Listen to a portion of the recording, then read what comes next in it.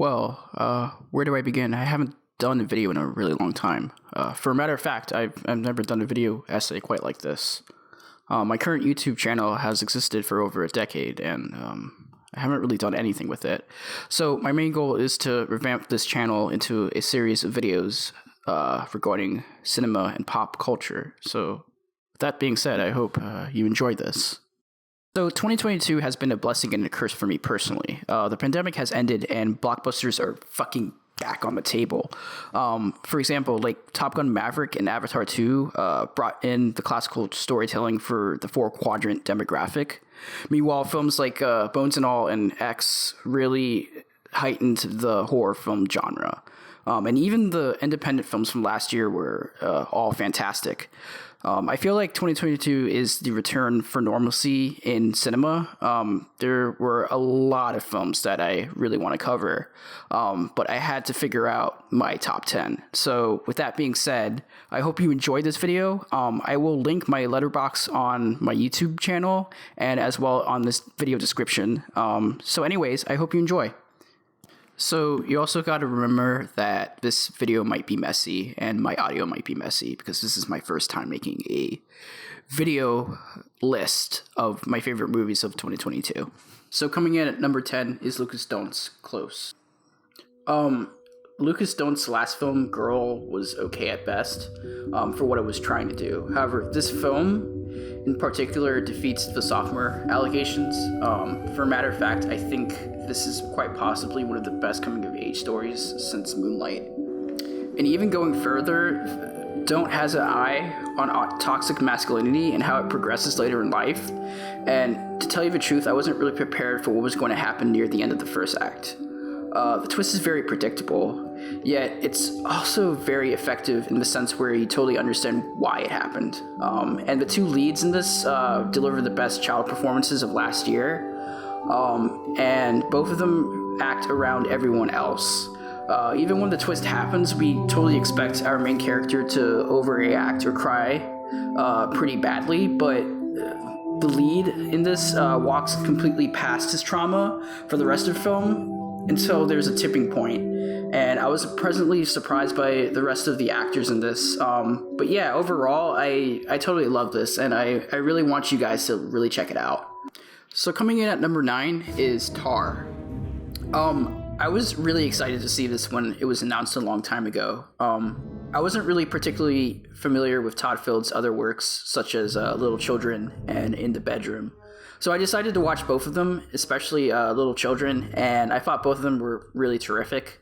As for this film, this is easily Todd's best film, and Cate Blanchett's best performance since Carol. Tar feels like a Stanley Kubrick film if he was alive today. This would actually be the type of film he would make. However, Field sharply directs this film in such a very dynamic type of way. He directly tells the audience what it feels like to be canceled in today's culture, and it also shows the idea of the God complex and it falling slowly from grace. And with all that, it makes it a very interesting watch. And from the get-go, Blanchett's character is a despicable human being that doesn't have any morals other than her art. And everyone around her is just completely tired of her shtick. But they are also very enamored by her craft. Even going further, the film is also a ghost story and a comedy.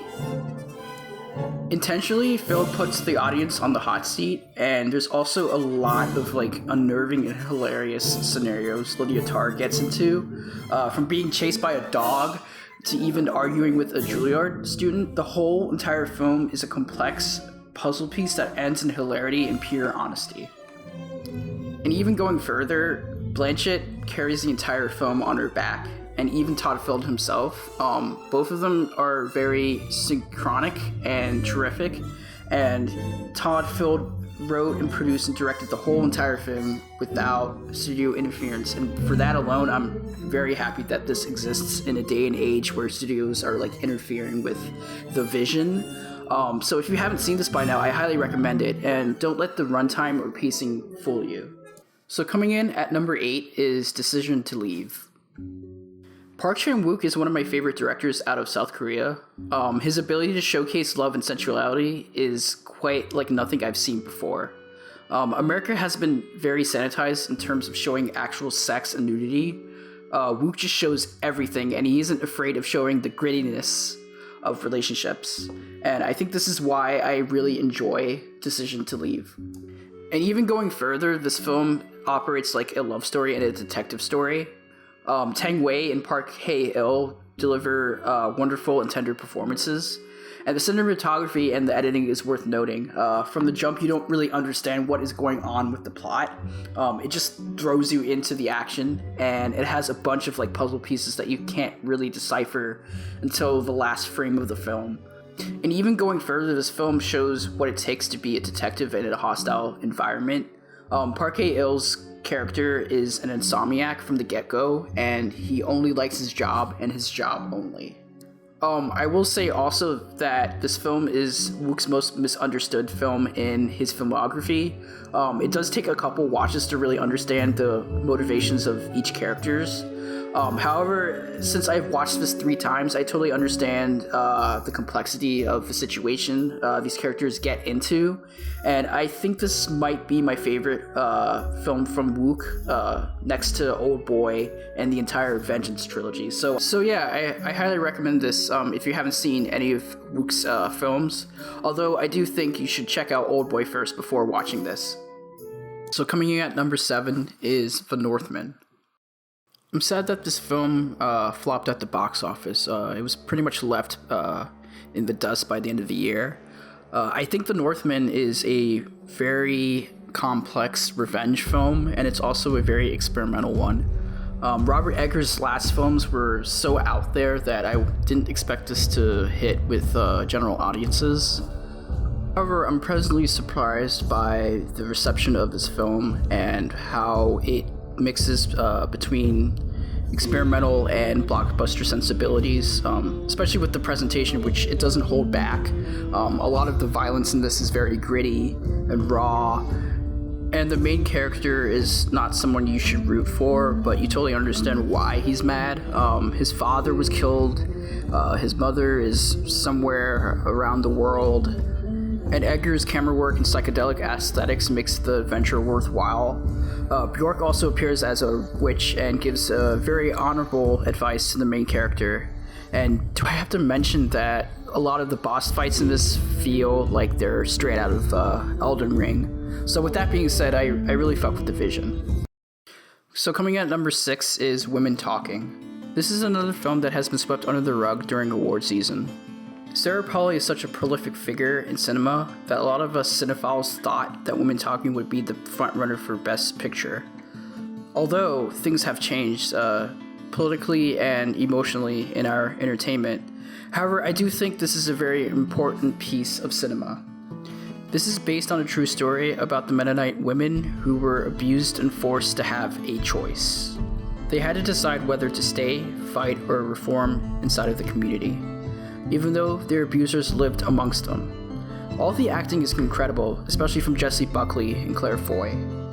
Ben Whishaw plays a only sympathetic man inside of the community, and he's portrayed it with grace and joy.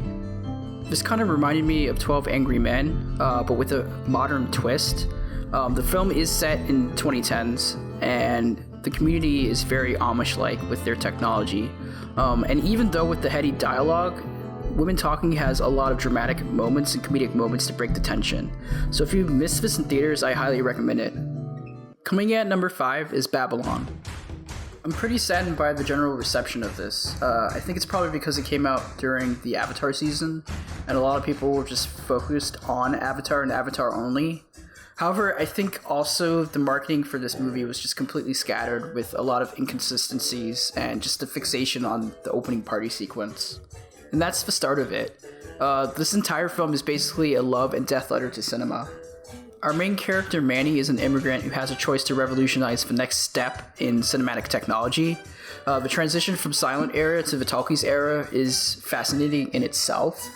There were so many creatives and artists who were trying to survive from the changing landscape of cinema. Many, unlike many others, were a part of this tale, and they all died for the art. And it's even worse for minorities in this country who have innovated countless technological achievements.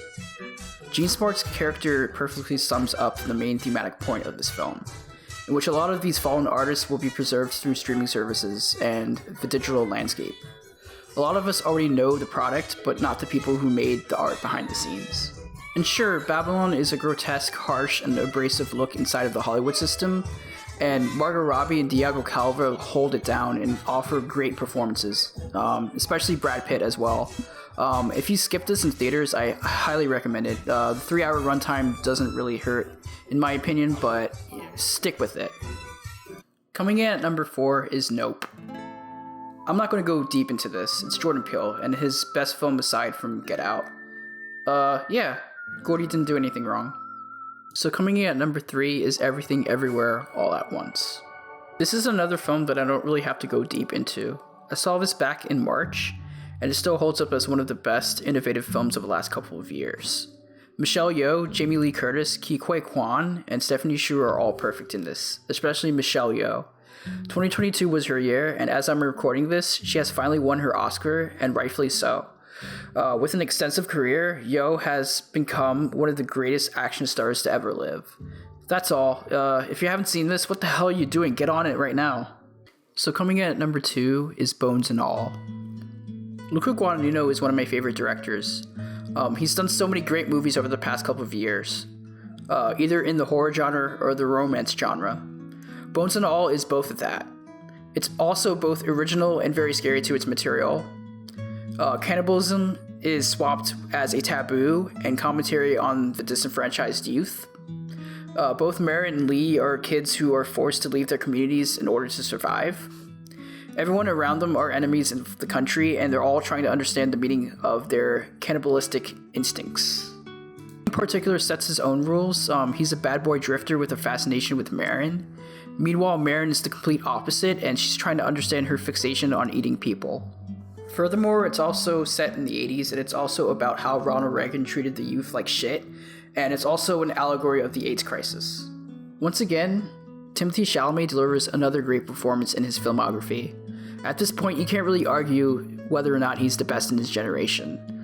He already has an Oscar nomination and multiple huge franchises on his belt. And shout out to Taylor Russell. She delivers a tender and relatable performance as well. I actually want to see her more in the near future. Luca has his new film Challengers this year, and it seems like the Luca train is not going to end. So yeah, fucking love this movie. And my favorite film of 2022 is Aftersun. I saw this in early summer of 2022, and it took me a while to process what I saw for the first time around. This film plays out like a normal vacation. Our two main characters are in the film for the entire runtime, and there's just multiple scenes of like mundane, day-to-day life in a vacation. Callum and Sophie are doing their best to try to keep their relationship alive. We have a father who has turned 30 and wants to escape the heaviness of life, while the daughter just wants to enjoy her vacation with her father. Until you realize that Sophie grows up and she figures out that her father was suffering from a depression. She uses VHS tapes throughout the entire movie to understand her father's struggles. Immediately from the beginning, Aftersun plays out like a memory in a dream. Older Sophie picks up the pieces by letting the audience breathe within the film. You see the scenarios play out in real time, and some of the scenarios can be cloudy. It's only until the end where we get to see what the point of the film is. I don't really want to go even further with this film, but Paul Mescal and Frankie Corio delivered the best performances of 2022 in my opinion. And their chemistry and bond feels very real to me personally. Mainly because I actually went on a vacation with my father, and I could totally get all the nuances and intricacies of being in a vacation.